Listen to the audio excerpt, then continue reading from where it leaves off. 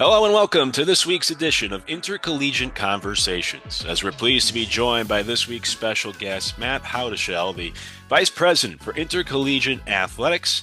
And appreciate the time, Matt. And I want to dive right in with you and ask you just take us back to the beginning. Tell us the origin story. How did you first get started working in college athletics? Well, Luke, thanks for the opportunity to be here today. Appreciate all that you, the Intercollegiate and WinAD do for college athletics. We rely on you all pretty heavily, and you guys help us out a lot. So thank you. Luke, I guess for me, how I got started in college athletics, right? It's probably like most people did. You have impactful coaches along your way in your life that probably, see something in you that you don't see in yourself, that believe in you more than you do in yourself, especially at an early age. And so, growing up, I had some pretty impactful coaches, and as I played sports, then I saw that and I thought I wanted to get into coaching myself. And so when I went to college, I tried to, walk onto the football team at Missouri State University. And I was quickly told that, I could help the team more off the field than I could on the field.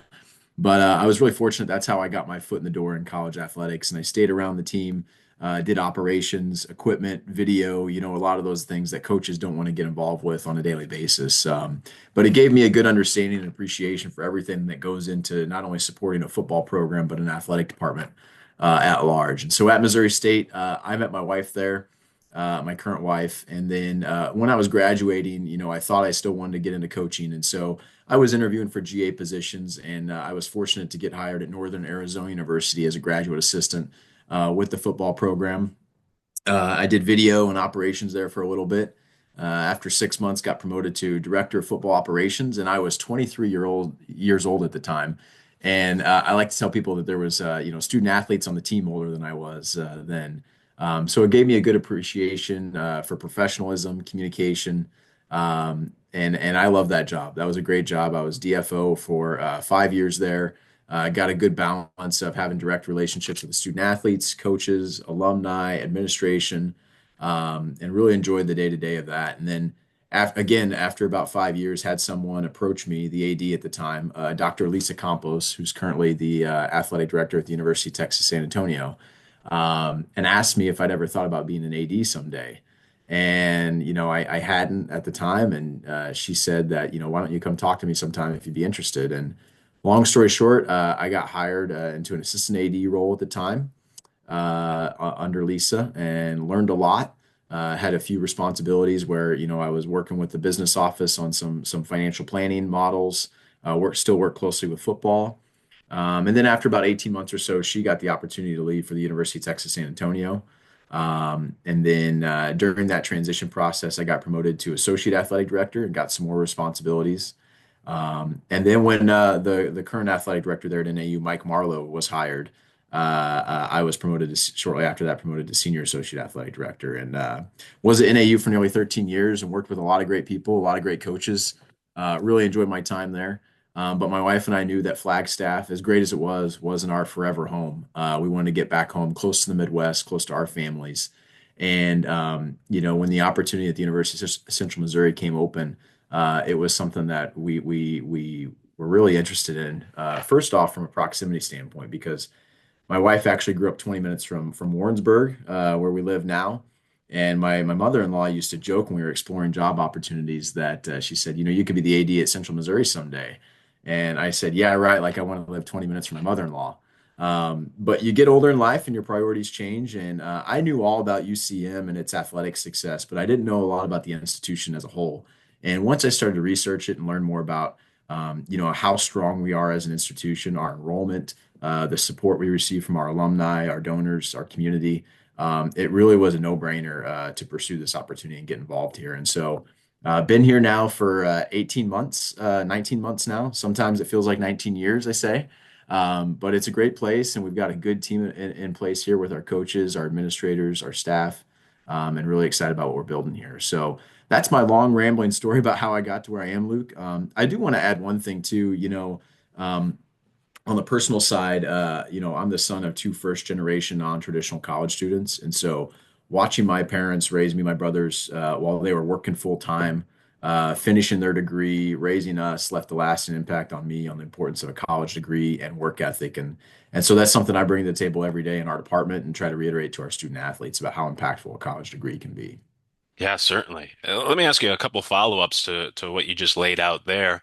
You kind of already answered this question, but I'll ask it anyways in case, there's more to touch on. But when it comes to trying to find that right fit, if you are going to make a move within this industry, as you mentioned, location worked out well, the community aspect and the interest in the school, but I guess just in general, what are some things that you would look for, or even furthermore that you did look for when knowing, yep, this is the right move for me, or even for me and my family, that this is the right time to make that change and this is where we're going. Yeah, that's a great question. I think first and foremost, the personal side of it's really important, right? You got to be someplace you're going to be happy. This job, our jobs in athletics, they can be all consuming, right? If you let it be. But there's a person behind every role, and you try to remember that on a daily basis, and what's going to make you happy. And so my wife and I, we knew that location was important to us, being close to family. That was our number one non-negotiable. And so we kind of identified our list of priorities, and that was at the top. And then number two was people, right? You're going to spend a lot of time with the people you're around on a daily basis, both in the department, in the community, in the university. And so for us, fit was really important when it came to people and culture. And like I said, the people and the culture here are truly special, and it's something that doesn't happen everywhere. So and then third, I would say digging a little deeper into it during the interview process would be how set up for success is the institution you're going to. And, I like to think we got quite a few competitive advantages here at UCM, but I think those would be the three things would be, proximity, happiness on a personal level, the people you're going to work with, and then how set up for success can you be there? That last part leads me to my next question. Give me the elevator pitch for University of Central Missouri. What makes the athletic programs, athletic department, or even just the school, unique, special, stand out compared to maybe some of the other schools? Yeah, absolutely. So, I could talk about this all day, Luke. I think first and foremost, the thing that makes us truly unique is our people. In our department, our coaches, we have a lot of coaches who have been here at UCM and elsewhere for a long time, have had a lot of success, a lot of great resumes, a lot of great records, not only in Division two, but across the whole collegiate athletics landscape. So I'd put our coaching staff and our administrative staff up against anyone in the country. So I'd say our people's first and foremost. Secondarily, not just in the department, but outside, we have a great supportive president, Roger Best, who's on the forefront of a lot of initiatives in the MIAA and all of Division two. And really, for any athletic department to be successful, you have to be aligned closely with your president. And we have a really good supportive president there. So and then from an institutional level, building out, we're at a time of growth right now as a university, as an institution. Up until this semester, we were one of the only schools in the state of Missouri that had 8 straight semesters of enrollment growth. So UCM, our brand, our visibility is getting out there in the state and in the region, and we're continuing to grow. And so I think that's really true. And then as an athletic department, we have a unique opportunity to compete for national championships in every sport. And coming from the Division One level, this was kind of a new concept to me because in the FCS level, winning a conference championship, is quite an achievement. But in our level here, whether it's football, baseball, women's basketball, soccer, we've done it. We've won national championships in sports across the board, and we can do that on a consistent basis here. So I think that's pretty unique too. And then our community, our alumni, our local community are really passionate. They care a lot. Anytime you go around Warrensburg, you're going to see the Mulehead logo everywhere. It's a unique brand. It really stands out. When you see that Mulehead, it's Central Missouri. And then we have the largest alumni base in the MIAA in our conference. We have over 100,000 alumni, living alumni, and 70,000 of which are within a 4-hour radius of Warrensburg. And so we've been very intentional about trying to engage those alumni, get them back involved and committed to UCM as much as possible. And then last thing, Luke, is the MIAA. As you're familiar, our conference is the best conference in Division two. I tell people all the time it's the SEC of Division two. And so, our coaches tell recruits, right? You can go, sure, you can go be D1 and you can compete against the other, mid-major D1 conferences, or you can go Division two and compete against the best across the country. And we really pride ourselves in competing the best at the highest level in Division two. It's interesting with the move to Division two for you personally. A lot of people always want to be at the highest, so they want to be in the SEC or maybe the ACC in regards to basketball, whatever it is. But I've talked about this with coaches before who made the move to junior college and then back to Division one. My point in all of this is, was there any sort of thoughts in your mind of going from Division one to Division two, even though it was, to become the athletic director, but to go down in divisions that maybe that would be looked upon negatively by some? Was there any thought like that? Sure, Luke, I think anytime, in our world, there's maybe a stigma, right, if you want to call it that, between Division One and Division Two. I never thought of it that way. I personally was attracted to Division Two and kind of the balance that we have between athletics, academics, and finances. We're fully ingrained in campus here at Division Two, and we're not separated or isolated in a silo, kind of doing our thing. And I really enjoy that, building relationships with our colleagues across campus, being involved and ingrained and supportive of them, and in our community too. That's another unique thing about Division Two is that's one of our pillars is community engagement, community service. And so we have a goal as a department for all of our coaches and staff to get 10 community service hours a year in the local community. We just won a recent award by the Warrensburg Main Street organization for the recognition of our community service efforts. And so I think those are some of the things that are really unique coming, to Division Two is just you're more fully ingrained. And then the last thing I'd say is right now in this world of college athletics, no matter what level you're at, Division One, two, three, NAIA, like revenue generation is important. And so I think the same principles from Division One to Division Two apply when it comes to maximizing our revenue sources from sponsorships, ticket sales, donations. And so, there's probably a couple less zeros in our budget than there is at the Division One level, but the innovation is still really important there when it comes to that. How much And change? Oh, go ahead. no, no, sorry, I didn't mean to cut you off. I just going to say too, I think that lack or the limited resources forces you to be creative even more so, and forces you to be innovative as well. And they say sometimes you have to ask the stupid questions to get the good answers. So, just full transparency. It wasn't I don't have a stigma, but I just wanted to get your thoughts on that idea of going from Division one to Division two. Um, Let me ask you though, throughout the course of your career, how much change do you think you've seen in college athletics? And I always preface this by saying, of course, I'm not just talking about NIL, transfer portal, all that sort of stuff that's going on in college sports, but from your role, from the behind the scenes, the day-to-day stuff, have you seen a lot of change in college athletics from when you first started to now your day-to-day role? Yeah, absolutely. I'm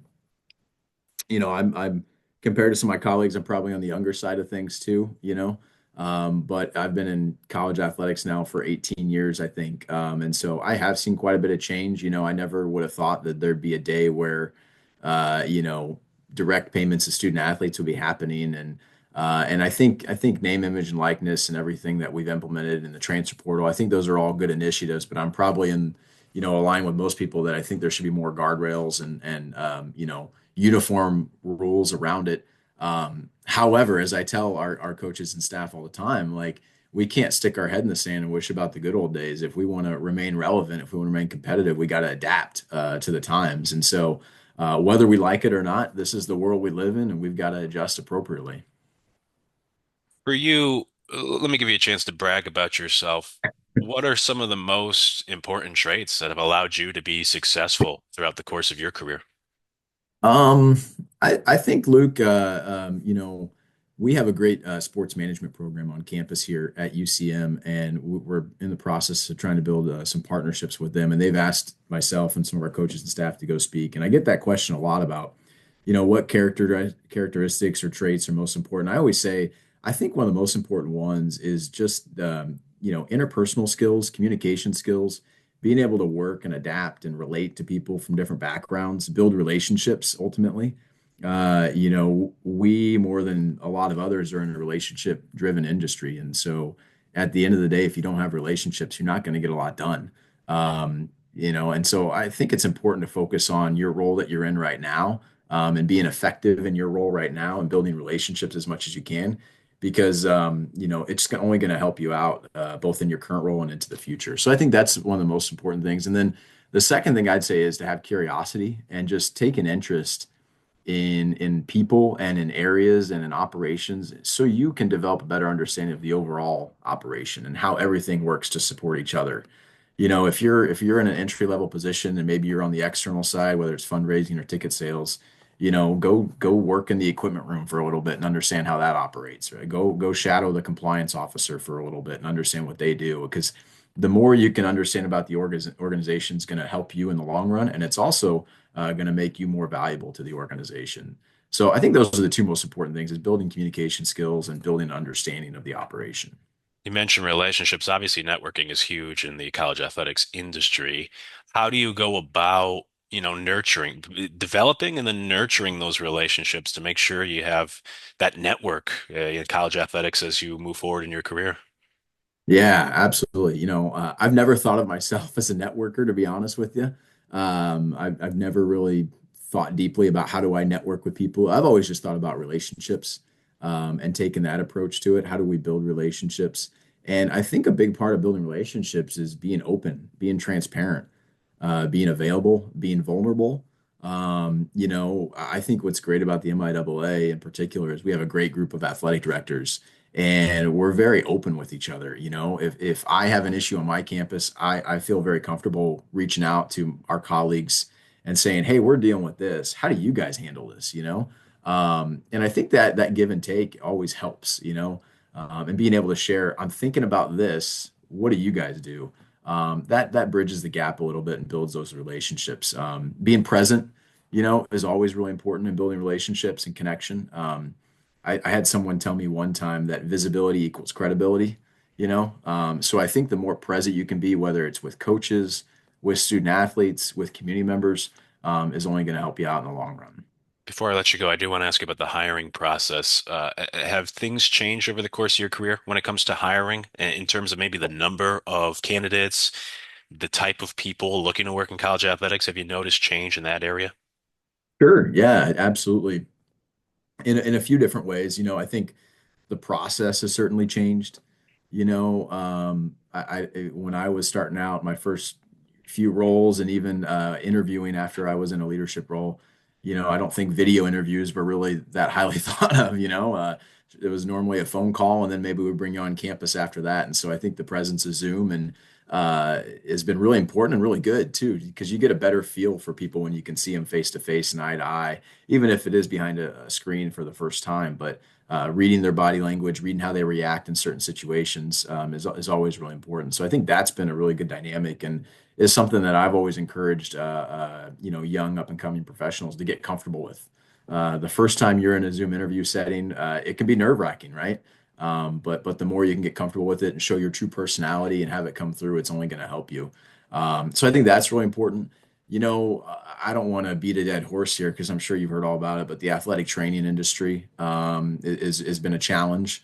We're really fortunate. We're pretty well staffed on the athletic training side, but we do have one position that's been open all year.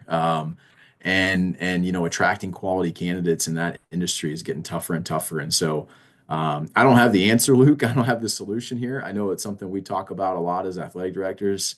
How can we not only recruit more qualified athletic trainers, but how can we retain them too? Because they are getting pretty competitive from outside college athletics. So the athletic training industry is really an interesting one right now, and it's going to require a lot of attention in the near future. And then another thing I think has been really impressive.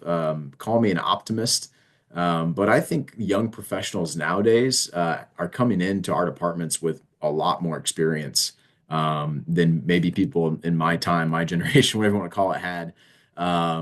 Because I look at resumes now, and there's individuals that have internships, part-time jobs in a lot of different areas because they're just trying to get their foot in the door in so many different ways. And I think they're coming in with more experience than maybe people in my era did, where we just did one thing, right? I just worked for the football team, and that's how I was going to get my foot in the door. But maybe nowadays we've got people with experience in ticket sales, operations, compliance, whatever it might be, and they're more well-rounded when they come in. Let me just ask you about Intercollegiate and Win AD. We're excited to be able to partner with you and your school. What excites you about that opportunity to be able to use, those services here moving forward?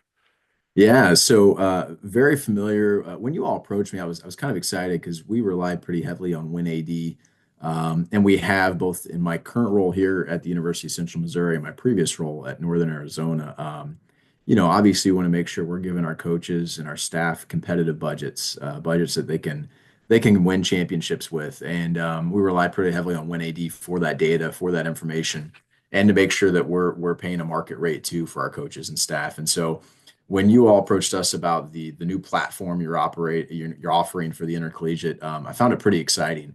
Fortunately, we haven't had to use your guys' recruiting tools yet, and I hope we don't have to anytime soon. But when we do, we'll be ready to get the word out and recruit high caliber candidates. So excited about what you guys are offering, and thank you for what you're doing for our industry.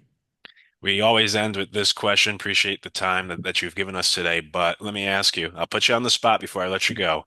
All right. Best piece of advice you think you've ever been given in life or professionally that you feel, you apply in your day-to-day role now working in college athletics? Yeah, that's a really good question. It's something that has kind of hit home for me, transitioning to the chair, if you will, is you got to take care of yourself before you can take care of others. And call it cliche, call it what you want, but whether you're an AD, whether you're in a senior leadership role, the head athletic trainer, right? You got a lot of demands being put on you on a daily basis, and you're taking care of your staff, you're taking care of others. But what are you doing to fill your own cup first, so find what's important for you, what refreshes you, what renews you. Because like I think I said at the top of this broadcast or this interview, like our job can be all consuming. And so, finding what's important for you. For me, it's finding time with my family, and making sure that we're spending time together, and really having that work-life integration. I don't know if you can truly find balance in our industry, but integrating my family into my work as much as I can is what renews me and reinvigorates me. So I think that's important for us to remember is to take care of ourselves before we take care of others. A special thank you to Matt Howdeshell for joining us in this week's edition of Intercollegiate Conversations, the Vice President for Intercollegiate Athletics there at the University of Central Missouri. Thank you to Matt, and thank you to you as well for taking the time out to watch this video. We encourage you to subscribe to our YouTube channel so that you don't miss any future content or conversations, which are released right here on our YouTube page every Monday. We also encourage you to check out intercollegiate.co. It's the most comprehensive job board out there for college athletics. And if you already work in college athletics, feel free to claim your profile on intercollegiate.co. It's already there, and it's free to do so. Till next time, life's just a series of hellos and goodbyes, so for now, we say goodbye.